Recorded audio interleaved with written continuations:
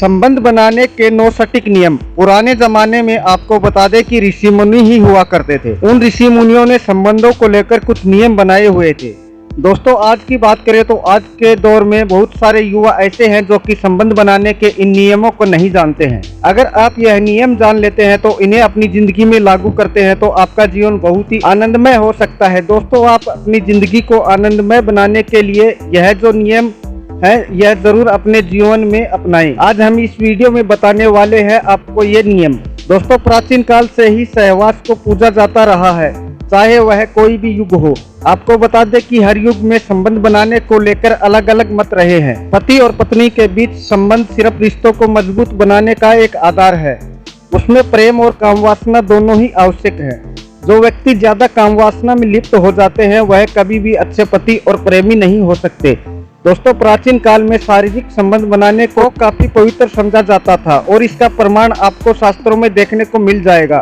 उस जमाने के लोग बहुत ज्यादा खुश मिजाज और खुले विचारों के होते थे। दोस्तों, सहवास पहला ग्रंथ कामसूत्र भारत की ही देन है।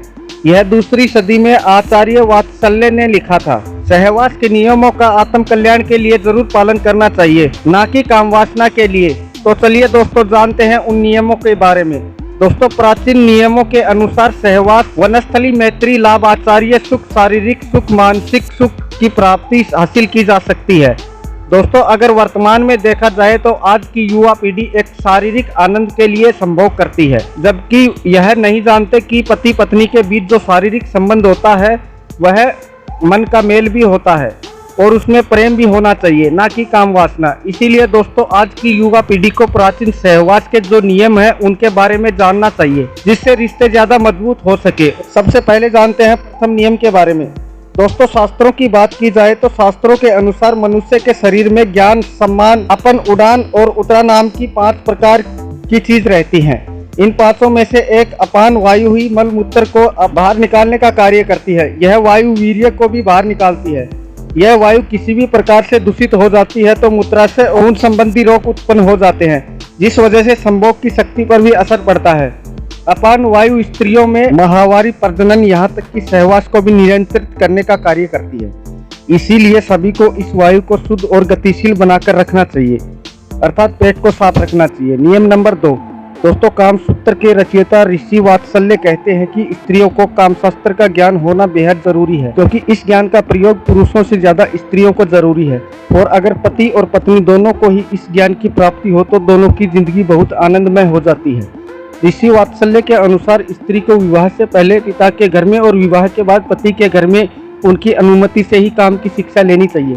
इसका मतलब है कि स्त्रियों को गणिका की तरह व्यवहार करना चाहिए। इससे दाम्पत्य जीवन में सुख की प्राप्ति होती है और पति अन्य स्त्रियों की ओर आकर्षित नहीं होता है। इसीलिए स्त्रियों को सहवास का ज्ञान होना अति आवश्यक है, ताकि वह काम कला में निपुण रह सके और पति को अपनी प्रेम में बांध कर रख सके। ऐसा करने से पति पत्नी का रिश्ता मजबूत बना रहता है। दोस्तों, आप भी यही सोच रहे होंगे कि एक स्त्री सहवास की शिक्षा किससे ले सकती है।